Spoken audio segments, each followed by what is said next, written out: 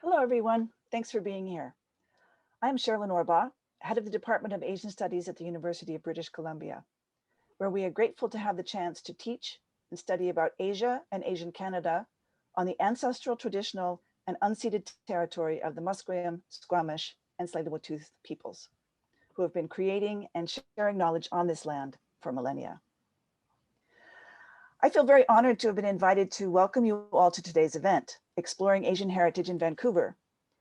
And I'd like to begin the event by introducing Leticia Sanchez, president of the Vancouver Asian Heritage Month Society. Leticia is a museum and gallery administrator, curator, and producer of art exhibitions and community projects, notably several that have been in conjunction with various nonprofit organizations, including the Museum of Folklore Art in Mexico, the Dr. Sun Yat-sen Classical Chinese Garden, and the Vancouver Asian Heritage Month Society. In addition to being the president of the board at the Vancouver Asian Heritage Month Society, Leticia is a member of the Board of Trustees at Heritage Vancouver Society. She's also a member of the BC Museums Association, the Chinese Canadian Historical Society, and the Canadian Society for Asian Arts. And she's a founding member of the recently established Asian Canadian National Network in Montreal, Quebec. So thank you all very much, Leticia. Thank you. And all the rest of the panelists and people who have put this together. I'm very much looking forward to today's discussion. So thank you, Leticia. Thank you, Dr. Orbaugh. I just want to acknowledge that I'm connecting with you all from the unceded territories of the Coquitlam Nations in the border of Barnaby and Coquitlam here in British Columbia. I want to thank the University of British Columbia Asian Studies Department for collaborating with us. And we really appreciate the hard work that all of the collaborators have been doing to produce this event, which is very important, more than ever, during Asian Heritage Month and all the Asian communities that surround all of us in Vancouver.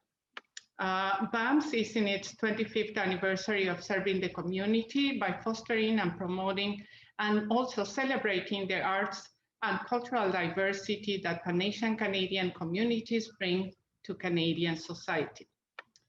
VAHMS has worked closely with local Asian Canadian communities and educational institutions to support our vision of bringing communities and people together to celebrate Pan-Asian Canadian arts and culture in Metro Vancouver.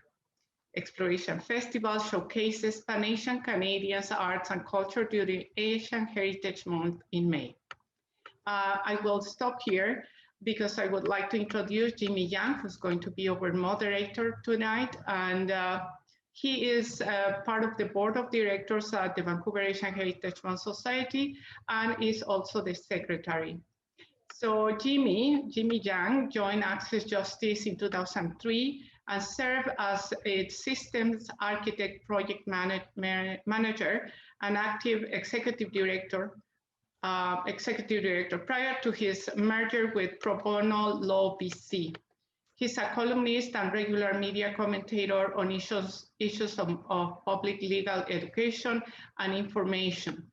Jimmy has a BSc degree in computer engineering and an MEd in law, justice, and ethics. Jimmy is also a research assistant of the Center for Education, Law, and Society in the Faculty of Education at Simon Fraser University and CELS, Educational Advisor to the Chinese Community. Please welcome Jimmy Yang. Thank you. Hi, good evening. I am Jimmy Yan, Board Secretary of VAHMS. Welcome to today's panel discussion of exploring Asian heritage in Vancouver. So this is today's agenda. So several or three housekeeping items. You're welcome to keep your camera turned on. Please keep microphone off unless asking questions. And today's event is being recorded. So first, I would like to share with you the results of the study that many, if not all, registrants responded before this event of today's discussion. So thank you for your participation. This is an opt-in survey, As such, the results cannot be generalized. There have been 80 respondents or 80 responses in total, but only the first 40 can be retrieved from SurveyMonkey for free, unfortunately.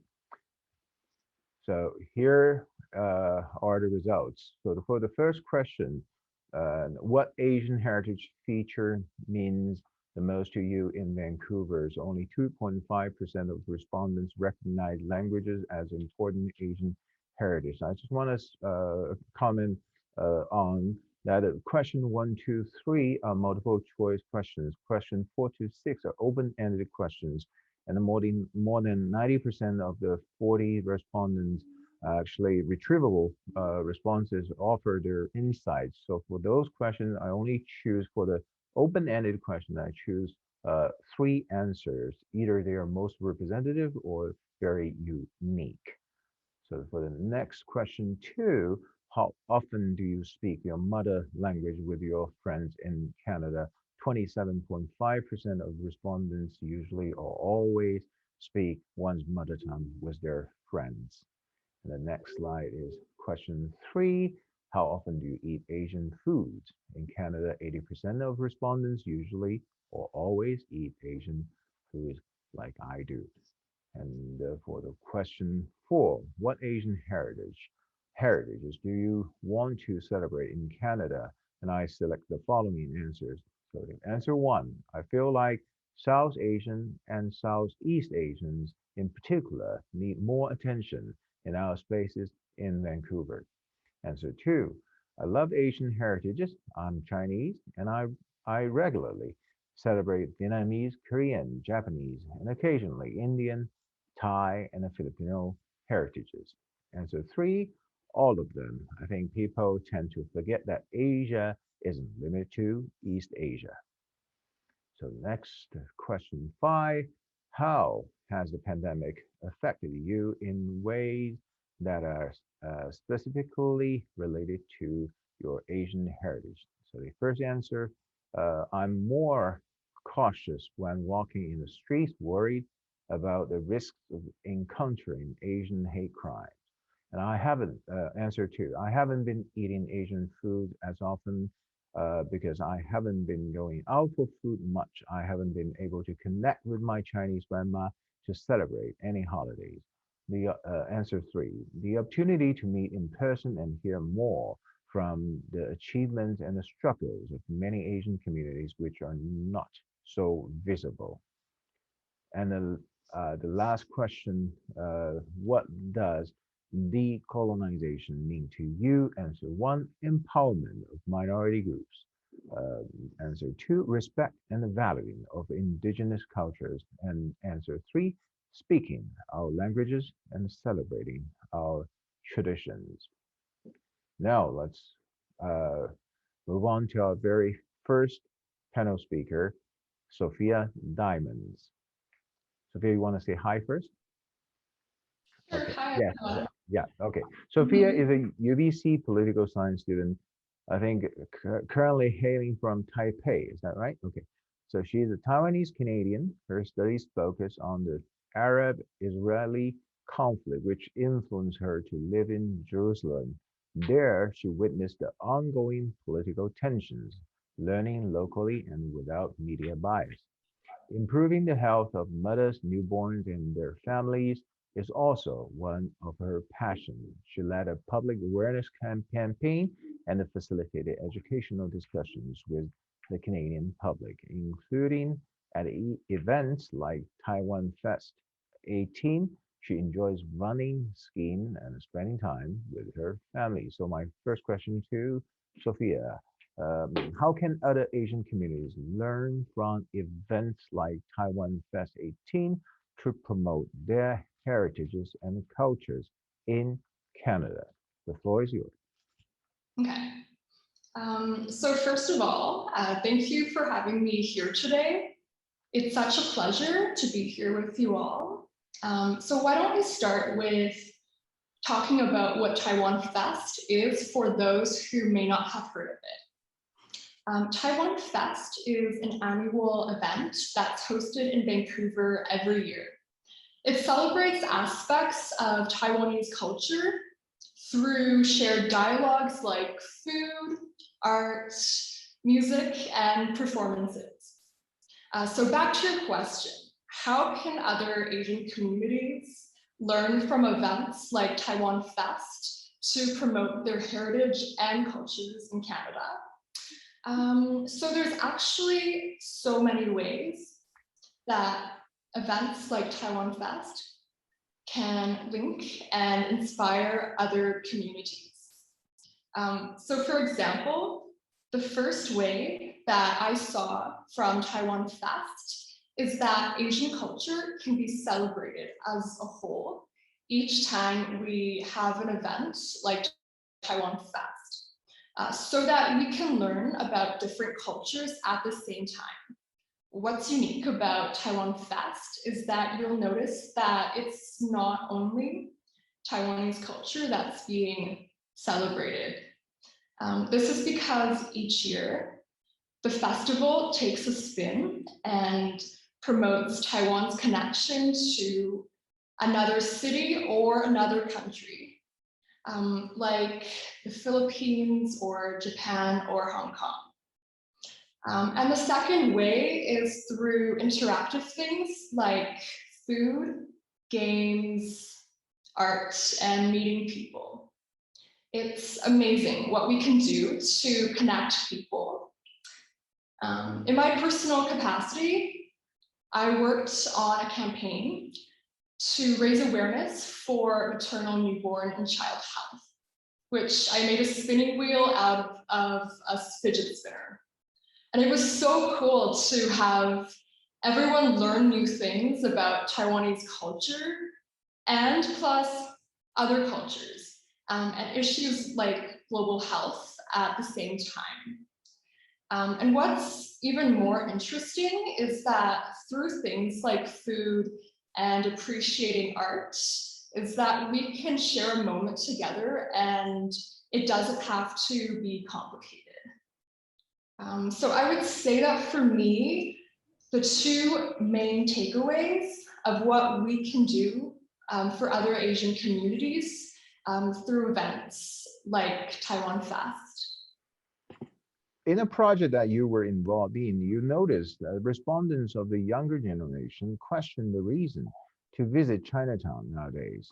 On one hand, it may indicate diversity and liberty of with more options Asian Canadians or residents now can choose from. On the other hand, it appears such rejection is associated with lack of knowledge of Chinatown's historic past. So why is Chinatown still important to us? That's really interesting because living in Vancouver, I think that most people would probably see Richmond as the new Chinatown. So why should Chinatown still be relevant today? From my own experience, I think there are 3 reasons. The first would be supporting family-owned businesses where generations of artisanal workmanship are passed down from one generation to the next and need our support to continue. And it's important because what they're doing is passing on traditions that are hard to replace. A lot of the shops are rare places where we find that concentration of generations of that artisan workmanship and experts in what they're doing.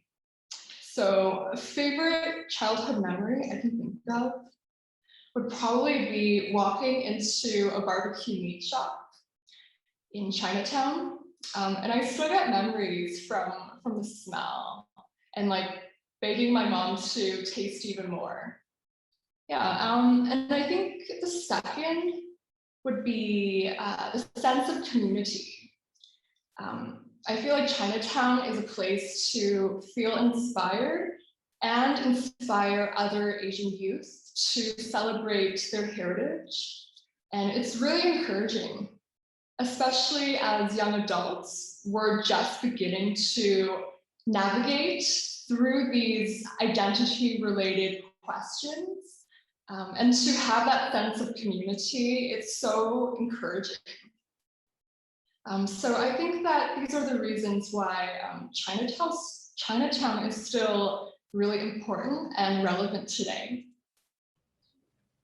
Thank you.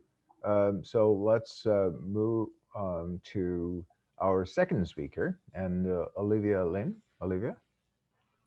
Hello, everyone. Yeah, Olivia Lin is a recent UBC graduate of Chinese, Filipino, and European descent. So she completed her BA in Honors in English with a minor in Asian Canadian and Asian Migration Studies in 2020, and plans to begin graduate studies in English literature in fall of 2021 in a few months.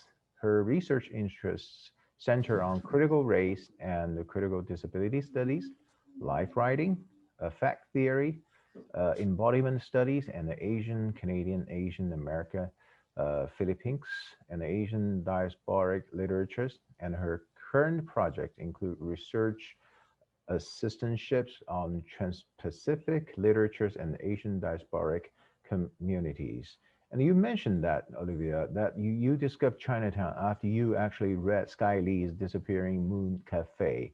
And so what silence did the book break in yourself in terms of how the book changed your attitude to your own ethnic backgrounds and ethnic communities at large? The floor is yours. Thank you, Jimmy. Thank you for that introduction and that question. I think, yeah, my response will probably connect nicely back to some of Sophia's comments about Chinatown as well. I think my experience with learning about Chinatown through books like Disappearing Moon Cafe really illustrates literature and storytelling's role in preserving and celebrating Asian heritage. For those of you who may be unfamiliar with this book, it's a novel by the writer Sky Lee, and it traces 4 generations of women through Chinatown, sort of in the late 19th and 20th century. And as I was born in Vancouver, and I grew up going to Chinatown. My family would often go there to get food, and I remember always going there for the Lunar New Year celebrations. But I think something that was missing, like I understood Chinatown as a cultural hub for things like food, but I didn't really necessarily, especially growing up, understand the deeper histories behind Chinatown as a place.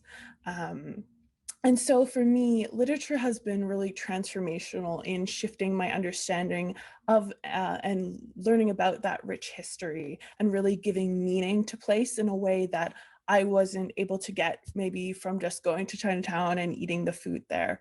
And I'm still definitely learning about that history, but for me, it has been so transformational to really learn about histories that aren't commonly talked about so much. So I remember learning through Disappearing Moon Cafe about the, oh, sorry, I bumped my mic, about the Asian and Indigenous relationships and those communities and the strong ties between those communities. And that wasn't necessarily covered in other areas of learning and other conversations about Chinatown that I had been in. And I think I am still thinking through, as a person who also holds Filipino heritage and European heritage, what does Chinatown mean to someone who is of Filipino heritage, not just the Chinese community? What does it mean to someone who is also of mixed European heritage? And I think Chinatown for me really illustrates how our histories of our communities, they're never just siloed, they're always interconnected, they're always interacting. And sort of Chinatown as a place, I think, encourages me to think intersectionally about all those identities. And yeah, I think I'm really just echoing Sophia here about why it's important to learn about why Chinatown is such an important cultural site and worth preserving. Sophia touched on a bunch of reasons, but yeah, I think really seeing the recent rise in gentrification there, and especially a lot of places closing during the pandemic, having to shut down. That has also been a wake-up call for, I think, younger generations that this is an important cultural heritage site that is not just about history, but also about the future of our community, and we need to preserve it. Thank you. So you're currently studying Chinese Mandarin, and interestingly, you told me that you found the mastery of a language used as a marker of cultural authenticity by many communities. And based on your experience and how Asian Canadian identities and the languages are perceived, and also what opportunities and challenges do you, a current postgrad student and a future writer, and face now? Mm. Yeah, so I'm speaking from my position and my experience as a mixed race person, and as someone who was born in Vancouver and grew up speaking English. I've always felt like I am sort of negotiating my relationship to my Chineseness, my Filipino-ness, and sort of how I fit into those. And language is an important marker that we tend to think about when thinking about heritage, right? There are a lot of ideas that floating around like, oh, maybe you belong more if you can like speak a language and things like that. So, and I think within Canadian mainstream culture, which I think we are coding as white in this conversation, there is this assumption that maybe if you're an Asian that speaks an Asian language, it makes you more foreign. Maybe Asians that like don't speak foreign languages are perceived as belonging more or being more Canadian, whatever that means. So language is always tied to these ideas of belonging. And I think even just personally, language is a way to access your heritage. I'm learning Mandarin now, and that's mostly because of the resources and support there exists around supporting Mandarin learners. But my family actually, the Asian side of my family actually speaks mostly Hokkien and Tagalog, and that is what they grew up speaking. Like that's what my grandfather spoke. I only spoke English, he spoke Tagalog and Hokkien. And so we never had a conversation, a meaningful conversation more than like a few words exchanged because of that language barrier. So I think it's always important to remember that language plays an important role in cultural transmission. And yeah, I think as well, I would like to just acknowledge before I conclude that I think we are talking about this during a time of rising anti-Asian hate crimes across Canada and Vancouver, when there are people who are being attacked because they look Asian or they're heard speaking Asian languages. So I think for me, as a person of multiracial identity, it is, and a native English speaker who is very white passing, I think it's important to think through the ways in which language is about connection and belonging, and how also language can be weaponized and used to propagate forms of violence, right? So language is both this double-edged sword that I think, and I think we need to hold both of those meanings of language when we talk about language and belonging and identity. Yeah, that's my answer. Yes, thank you. And I just want to remind that 2.7% of respondents identify language as an important heritage, just to echo what you just commented. So now let's move on to our third speaker, Erin Zand. Erin Zand recently graduated from UBC. Erin, hi. Hello. Yes, Erin Zand recently graduated from UBC with an honors degree in political science and international relations, and he's currently working as a legislative intern in the Legislative Assembly of British Columbia. Immigrating to Canada from Iran at 18, Erin became fascinated with the relative diversity, inclusion, and multiculturalism in democratic institutions in his new home. As an immigrant in Canada, Erin's journey presented him with unique yet abundant opportunities to learn from his friends, classmates, and the mentors from diverse cultural backgrounds. What's more, educational and cultural events at the UBC Department of Asian Studies enable him to expand his perspective by exposing him to the rich traditions of various Asian societies. So my first question to Arian is, in ethnicity and human rights in Canada, so the author defines assimilation or structural integration as the social processes whereby relations among members of different ethnic communities result in the participation of these individuals in ethno-cultural institutions other than those of the ethnic community to which they belong. So why is it important for minority communities to communicate among each other? The floor is yours.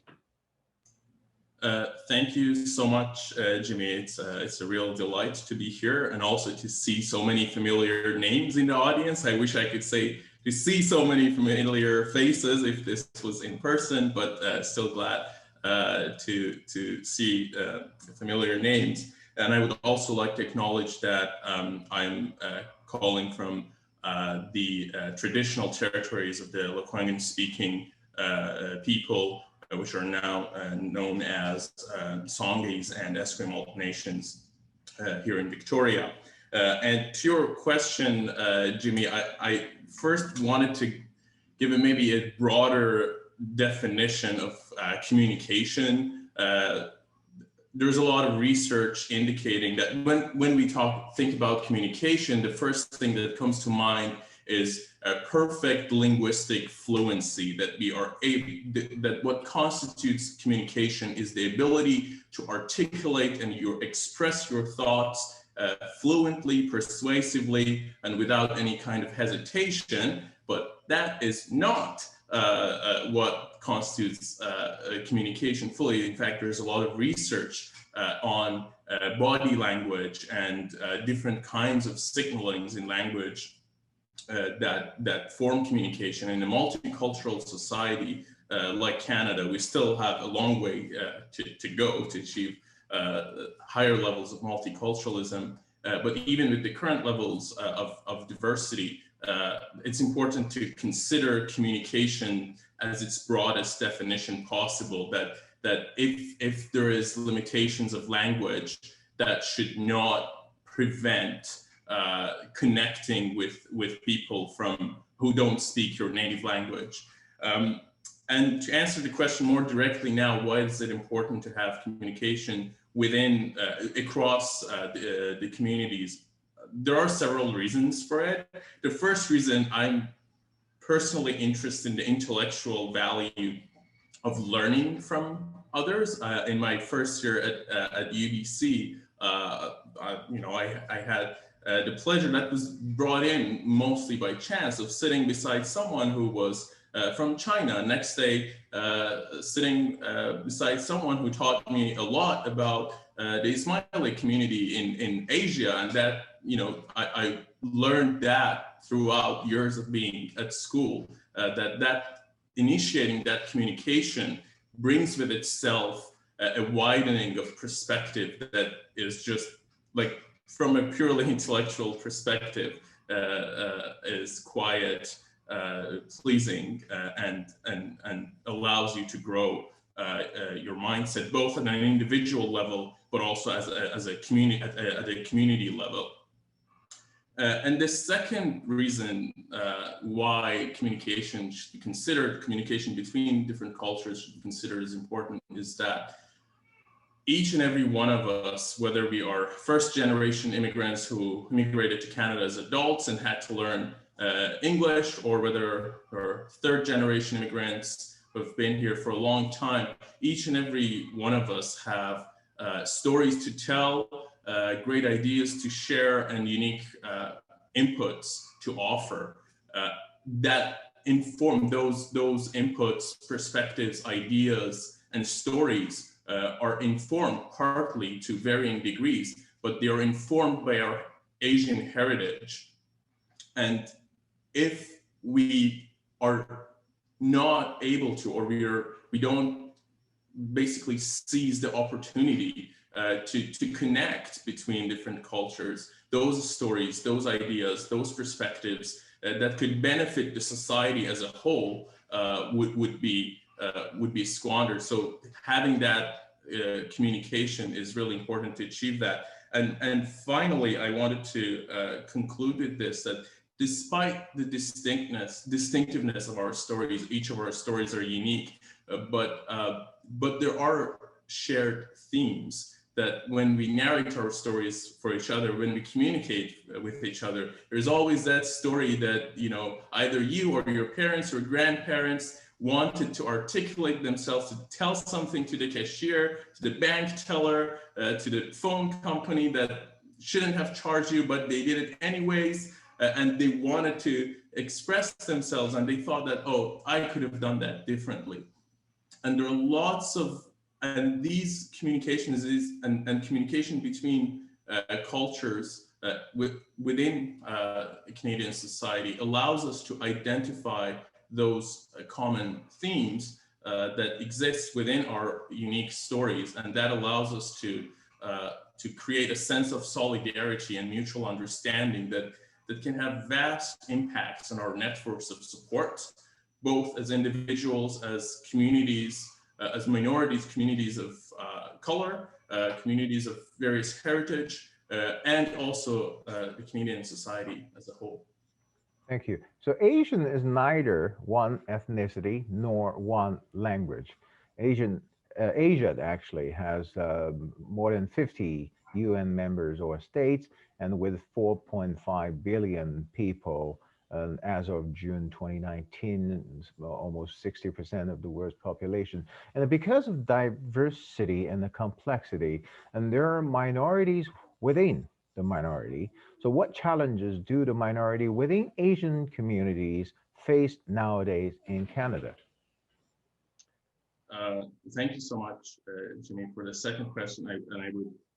I would elaborate on what challenges and opportunities we face as communities within communities or minorities within minorities. I think maybe questions of representation, and representation not just in the political world, but in different sectors of decision makings, the ability to have a seat at the table may vary based on the history of the minority communities that have been in Canada, also being a minority within a minority, and also having, you know, made the transition and immigration patterns in more recent history brings with itself challenges of representation that can be achieved maybe over long term, but also within active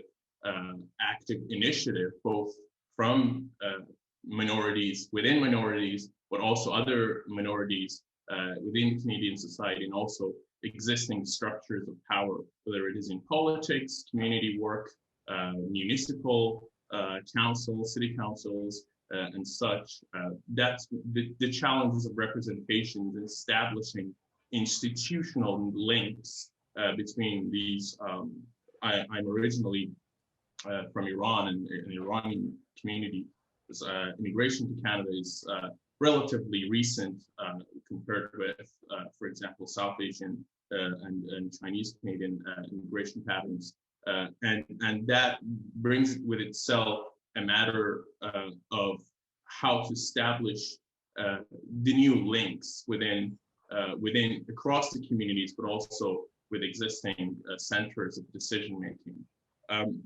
And with that, I think, to connect this to your previous question and also the opportunities, then this is the point where communications and establishing connections across cultures becomes really important, and that becomes the empowering force and the network of support that allows minorities within minorities or communities within communities to grow. And the examples that I always like to talk about is the Asian Studies Department at UBC, or the Asian Heritage amongst society. These are the forums and the arenas in which we can connect connect with one another to address some of the challenges that have been faced by those minorities. So I think these are the areas of challenges and also opportunities. Yes, I think we have respondents who indicate South Asian and also Southeast Asians, but that's from an individual's viewpoint, generally speaking, and we need to give more spaces to other minorities within the Asian communities. And so now let me move on to our last panel speaker, Dr. Low, Caroline Low. Dr. Low, hi, doctor. No. Yes. So make sure you, yeah, hi. So Dr. Low explores Chinese heritage maintenance in identity and language practice in BC. So findings illuminate perceptions shaped by migratory trajectory, immigrant generation, and embodied racialized identity. Her research enriches the theoretical discourse in heritage maintenance with language as a conceptual link between heritage and identities. And I have two questions. First is, would you clarify what language means in your academic study? And also, yeah, I'll let you do the first. Okay, thank you, Jimmy, for introduction, and very nice to see some stats at the very beginning. Your first question is asked me to clarify the heritage language.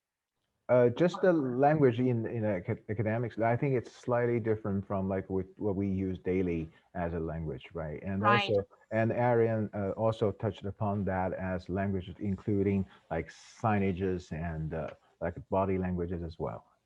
Right. In a Canadian academic context, in accordance with the wonderful coming and dynastic Canadian studies, heritage language refer to the language other than Canadian official languages, that encompasses the verbal and visual forms. So that's why body language is also part of the languages.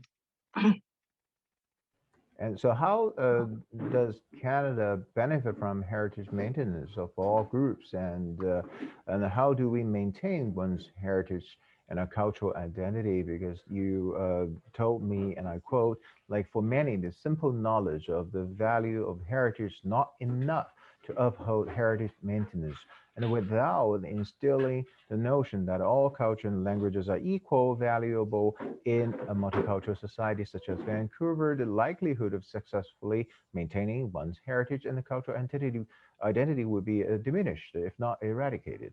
So I would like you to elaborate on that.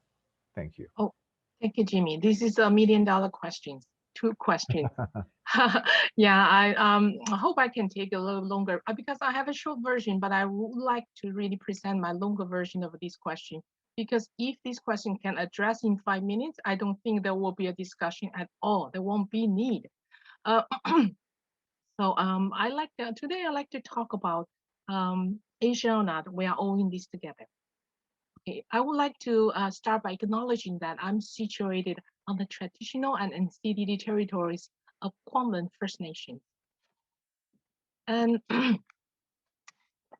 Asian immigrants or people with Asian ancestry, excuse me, have comprised a large inbound group of, sorry, I have to silence this phone call.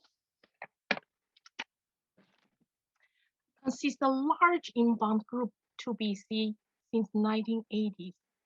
So while integrating into Canadian Dominic culture, first-generation immigrant and Canadian-born Asians negotiate who they are and whether or not to preserve their heritage. And how? Since the observable integration pressure and heritage maintenance struggles are numerous, it's imperative for us and our multicultural whole society to grasp how this population negotiate heritage maintenance for the communal benefit of societal harmony, liberty, and unity. The heritage maintenance efforts of Asian in BC has never been a single-dimensional struggle. It involved many aspects of compromise, resilience, desire, aspiration, and ideology at individual and family level. It is also influenced by the intertwined and multiple facets of dominant ideology and power relations at large. Some driving factors are our desires and struggles for our children's heritage and cultural and heritage language maintenance, self-perception of being Asian, hardship of passing down our heritage language while strengthening a dominant language, and negative societal attitude to Asian as a whole. So we as Asian, excuse me, yeah, part of the side effect of my vaccination. We as Asian often wonder how to maintain our heritage in an Anglo-centric context and amidst these obstacles and struggles. So achieving heritage maintenance rely not solely on the desires or persistent effort of one individual or group of individuals. So to grapple with the scope of Asian heritage maintenance challenges, Asian or non-Asian alike must acknowledge the monumental and entrenched hurdles that exist in Anglo-centric Western dominant society. In the micro landscape, one can cultivate a positive sense of cultural identity by passing down one's heritage language as a medium for cultural knowledge transmission, communicating in a heritage language at home and with relatives, and engaging in the cultural traditions or festival occasions. But that being said, no one lives in a vacuum. We live in society with social norms defined by dominant structure. So our sense of personal identity is not only how we see ourselves, but it also how shaped up by others, how others perceive us. The dominant culture does not only define who we should be, it has the power to alter who we believe we are. With that understanding, identity has two dimensions, self-perceptions and external perception. So therefore, an understanding of the perception of the dominant structure toward Asia is imperative when grappling with external and internal challenges of realizing the positive sense of heritage identity, which may be necessary to fully passing down one's heritage. That said, as one individual, we can still do a lot. Infusing the notion of pluralism into the next generation may enhance the cultural fluidity of our children. So plus improving their ability to grappling with multi-level of marginalization they may experience or witness.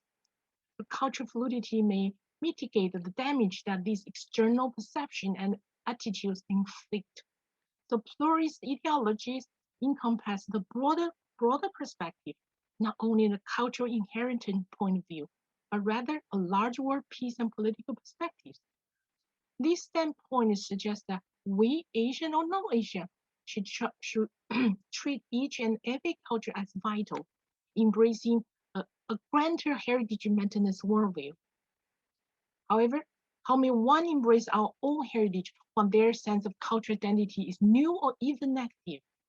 For Asia, the normalization of internalization of detrimental belief imposed by the dominant culture may be in part a psychological mechanism to shield dignity, or maybe in part due to the perceived price of integration.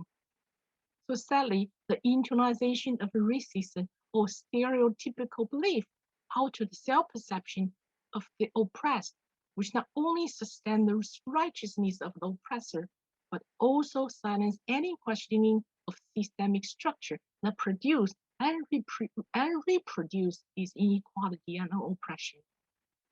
So unfortunately, there is no quick fix to amend dominant cultural or societal attitude or challenge the status quo of societal and systemic power relations. So how may we cultivate a positive sense of cultural identity while the dynamic of macro-social space we live in perceive us very differently? So this is a critical psychological burden that Asian and non-Asian alike should collectively question and challenge. But despite this historical and contemporary hostility towards Asia in North America, we can and should continue the decade-long effort to embrace and maintain a positive heritage identity for ourselves and next generation. So heritage is not simply an amusing means by which to differentiate ourselves. It may play a fundamental role in fostering positive sense of self. But this is not as simple as it sounds. For instance, without the proper language as a medium, not all cultural knowledge can be transmitted intact with all its nuance. However, without embracing one's cultural identity, one may see less relevance and value to maintain or learn one's heritage language. In this way, heritage maintenance becomes quite complex when one does not already possess both a positive sense of identity and heritage language. This is further compounded when lacking one or even both of these interconnected elements.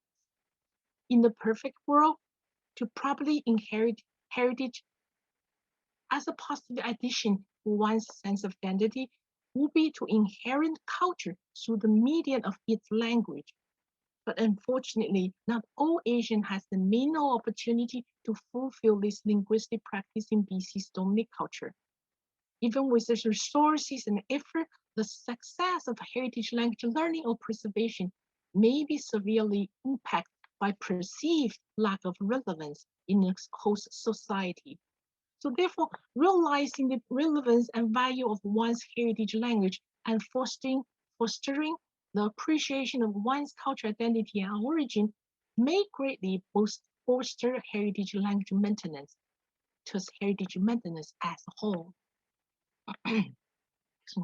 A large number of Asian Canadians believe that heritage language maintenance serves not only passing down the language itself, it also serves to facilitate cohesion, affection, the experience of Asian culture through this most culturally relevant media. Without knowing the language, only comprehending through a translation into another language, the nuance of one's culture and concept may be lost. In other words, losing heritage language means losing the best possibility to fully appreciate its associated culture and one's heritage. Though some may perceive that culture alone could be sustained a sense of cultural identity to a degree, one cannot ignore that in possessing the heritage language, one's personal cultural identity will be indisputably strengthened.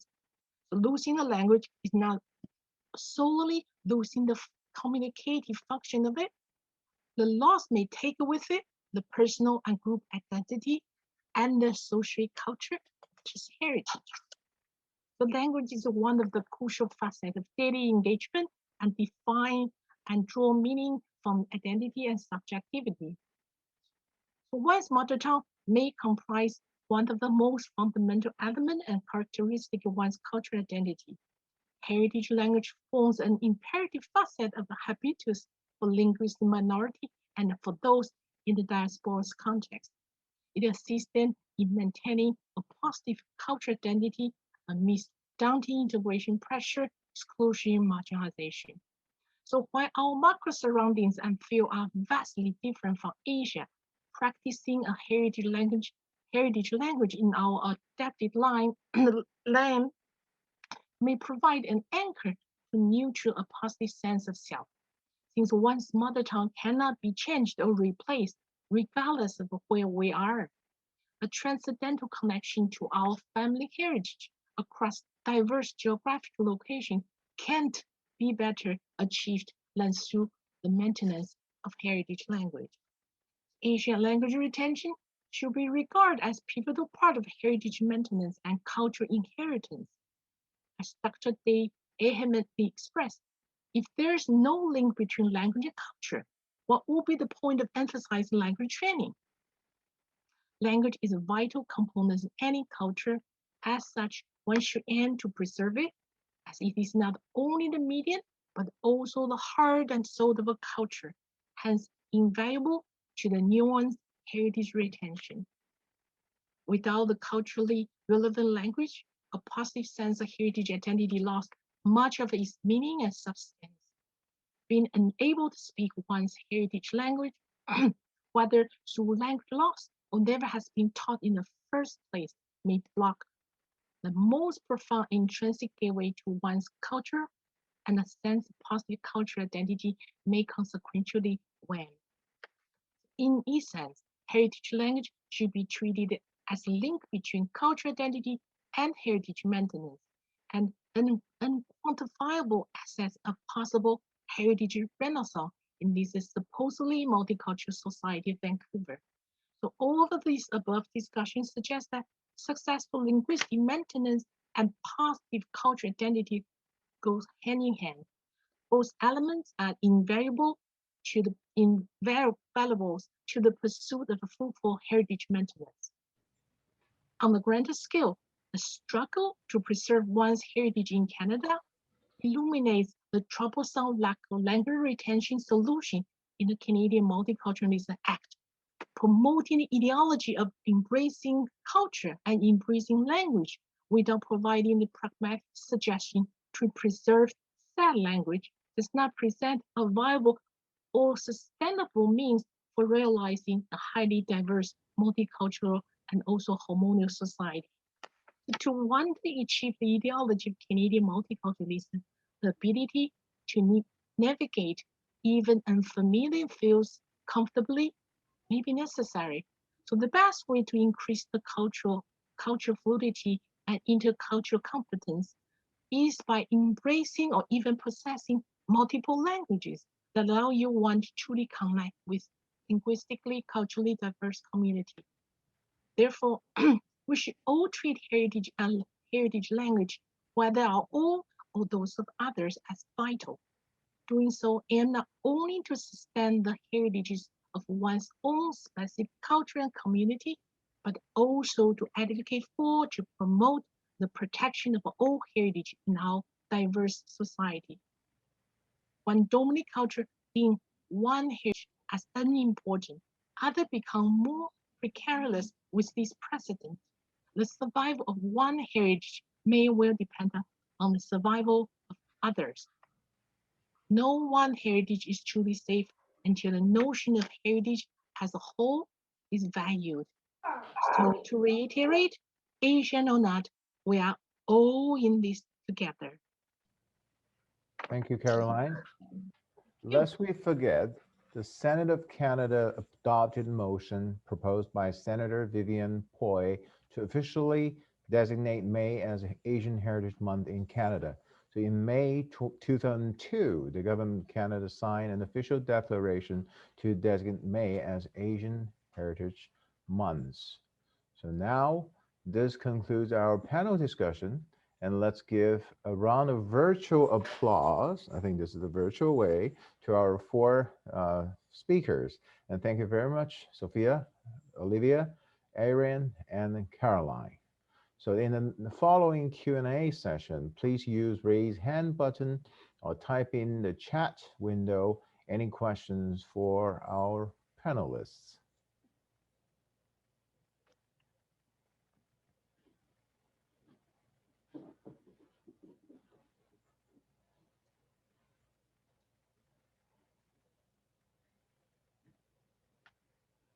So Connie, do we have questions? Hi, Jimmy. If you see in the chat box, we have a question from an anonymous attendee. Would you like to start with that? I have numerous questions. So because would you please maybe start the first one? Then I just resent it to okay, the sure, yeah. Okay. Thank you. So that's an anonymous question. As an international Asian adoptee raised in a predominantly white family, I have felt at various times alienated from the wider Asian community through actions, both intentional and unintentional, by non-adopted Asians.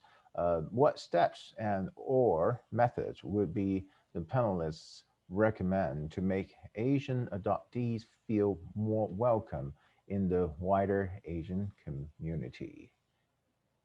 Which one of you? I'm happy to jump in sure. unless someone else would like to. Yeah, speaking as a person of mixed heritage, I understand like the transracial adoptee experience is distinct and separate from that, and I don't want to conflate the two. But I do think there are some similarities in terms of, feeling welcomed by the Asian community or not welcomed by the Asian community, and how to negotiate that. I don't know if I have an answer for how to solve this problem, but I think it is it's something that the Asian community collectively, and I include myself in that, I think it's something that we do need to think about in terms of how we define belonging, and how we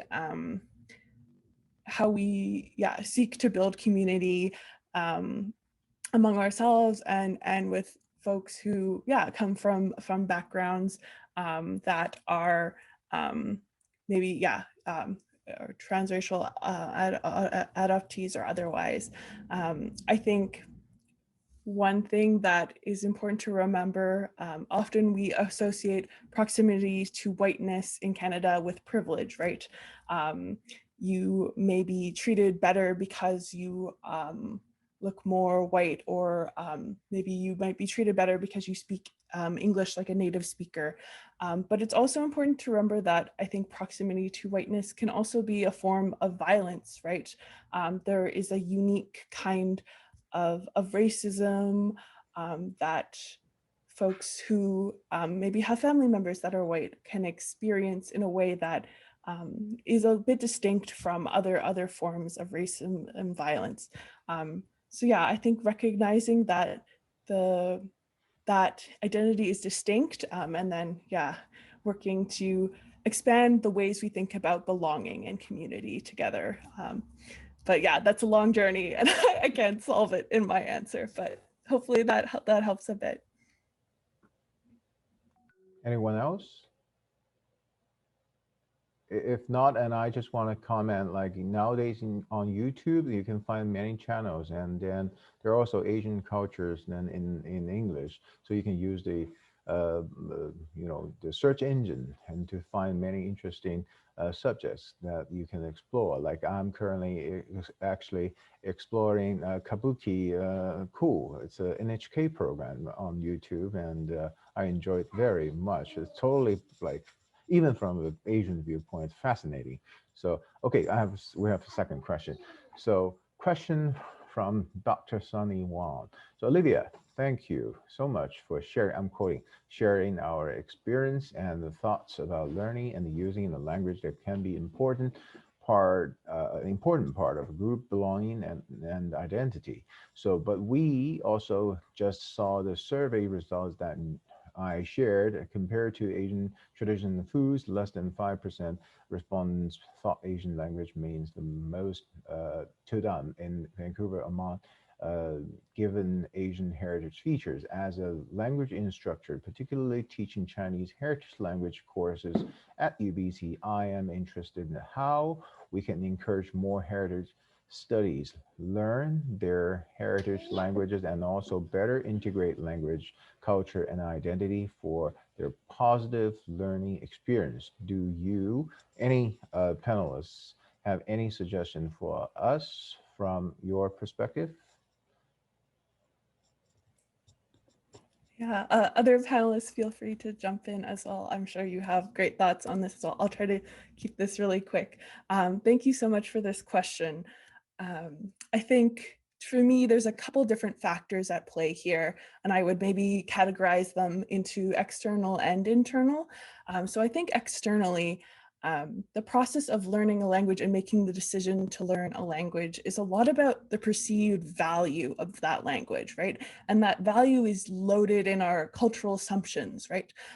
So for example, just to illustrate this, when my family moved here from the Philippines, they made the decision not to teach us, the kids, Tagalog or Hokkien, because they believed that we'd be fine just speaking English. They didn't see those other languages as having a lot of value in and of themselves. And that comes from the pressure to assimilate into Canadian society and a lot of other factors there. And then internally as well, speaking from a personal perspective, I think there is a lot of pressure from I think things like the model minority myth, the belief that Asians need to excel and be great at things, especially academically, that doesn't really make space for failure. And learning a language, you have to be really bad before you can be any good, right? So I think making space for failure and speaking really bad, like my Mandarin is still terrible. Like making space for that kind of failure is so important. And that is something the model minority myth doesn't allow us to give ourselves. So I think resisting that belief that, oh, I need to be perfect. And yeah, I think failure is so important. But I'm sure other panelists have other thoughts. So please jump in. Okay, let me just add a little bit. How I see this question is, I feel if the children, let's just say a Canadian-born Chinese or minority Canadian-born Asian, they don't perceive having a heritage language as important because maybe the peer integration, peer acceptance is highly valued in their mind, and no matter how we try, there's not going to succeed. However, but they come with a maturity. Lots of children, when they are a little older, they actually start knowing having identities, a positive sense of identity is actually very important for their self-confidence. So they come to terms with that part of their identity. They will learn at that on their own pace. So for younger generation, it's hard to push them to any way to maintain, especially even if parents talk them in heritage language, they might respond in English in any occasions. So it's not necessary to push them anyway, but it may be, however, expose them to the cultural environment. That will be one way to do it. And then gradually they will actually understand the value of a heritage language. And they will be very proud to be bilingual or trilingual at that later. However, for the Canadian, for the naturalized Canadian, they are already have this one as their heritage. So they may not necessarily lost the heritage language at all because they were born with that. So, but they maybe want to remove that linguistic marginalization by not speaking that their heritage, pretending they are sufficiently, they have high proficiency level to speak English by pretending that they in lots of occasions by not talking in heritage when they can. So that's another problem. That's the psychological level. So in that case, we probably have to actually work on the instill the notion of value of heritage language. And well, however, in Vancouver, in the context of Vancouver, I think children and maybe younger immigrants already sees we are really diverse community. There's nothing to be embarrassed, ashamed, or not proud of it because we're all different. Even somebody can pass as a white. And just like Olivia says, she's half Filipino, half Chinese, and half European, but still you have that part of heritage. Everyone is different. And as long as you talk to anybody on the street, you find out their heritage come from a diverse geographical location of the world. And they are actually proud of who they are. And so we should have to encourage this notion that heritage is valued. Heritage is part of us. Heritage is not a part of a tradition or history or story of the past. It's nothing of the past. It's a heritage. Heritage is the social and cultural process. It's continue evolving, especially in the diaspora's context. Ariane, do you want to?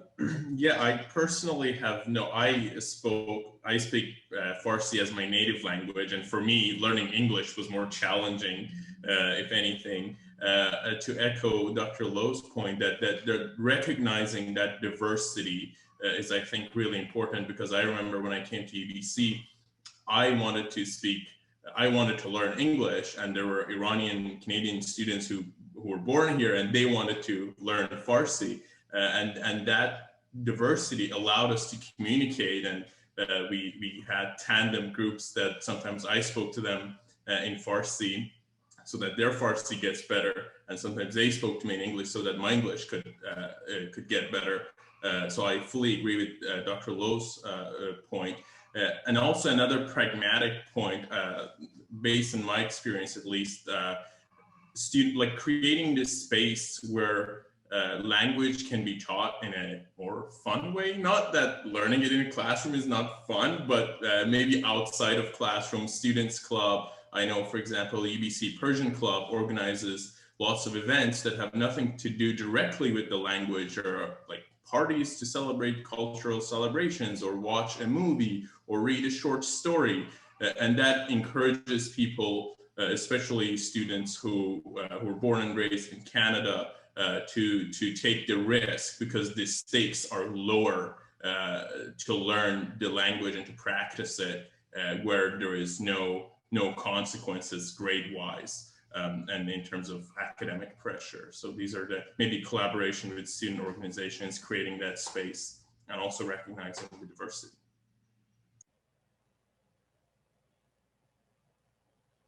Sophia, anything to add? I can go next. So thanks, Ariel. I actually really liked your points about making the learning process fun. I think that sometimes it's hard to find that sort of motivation when we don't see the people around us speaking our languages. So being able to inspire conversations and connections through fun things like art or food or music, things like that can be really encouraging for people. As well as, I think that in the classroom, taking into consideration people's different learning styles is another big factor. You know, some people might be more visual learners or auditory learners as well.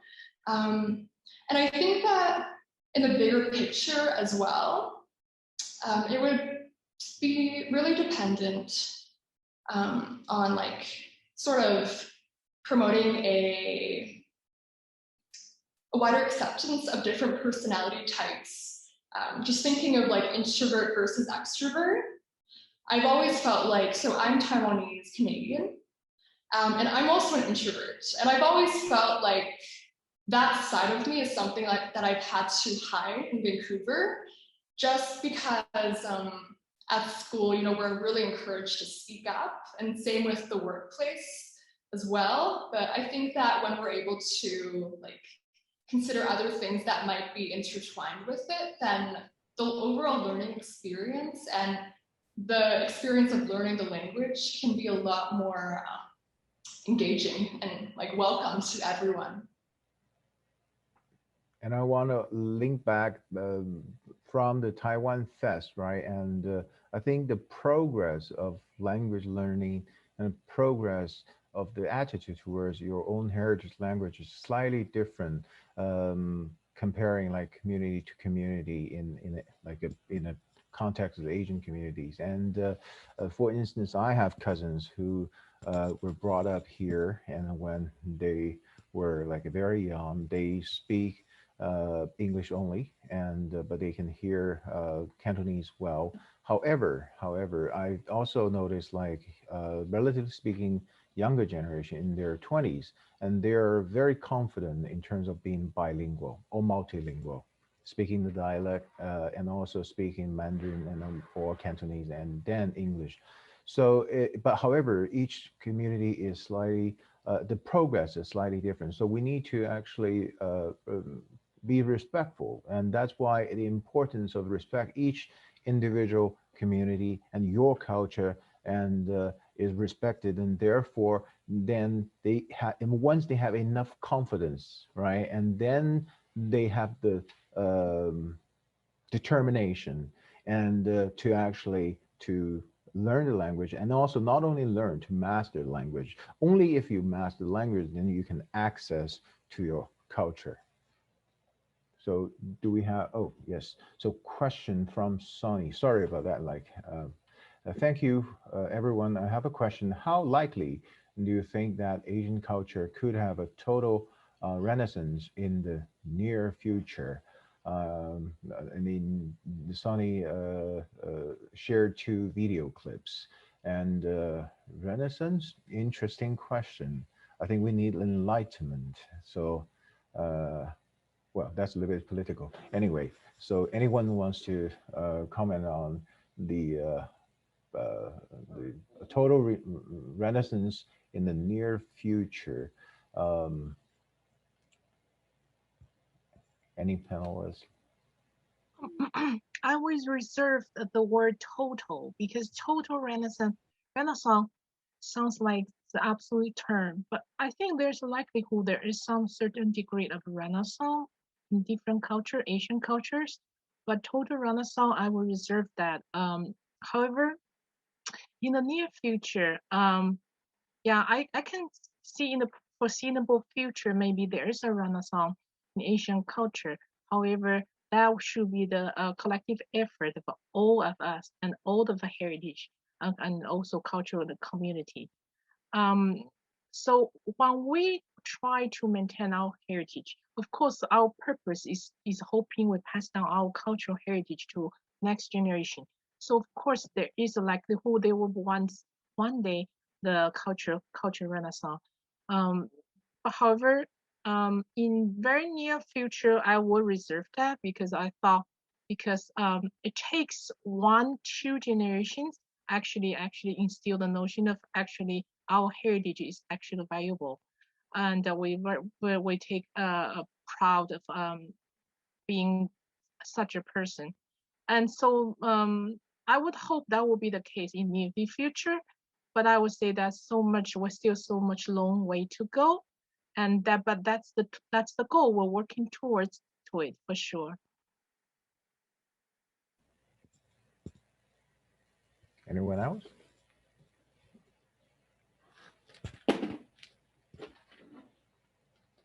So thank you, Caroline.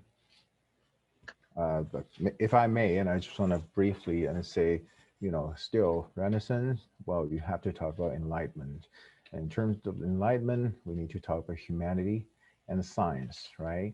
So the dominant culture within the Asian community has to learn to be respectful, right? And you don't be a bully, and you have to support other 50 nations and states so that we can develop and make meaningful progress together.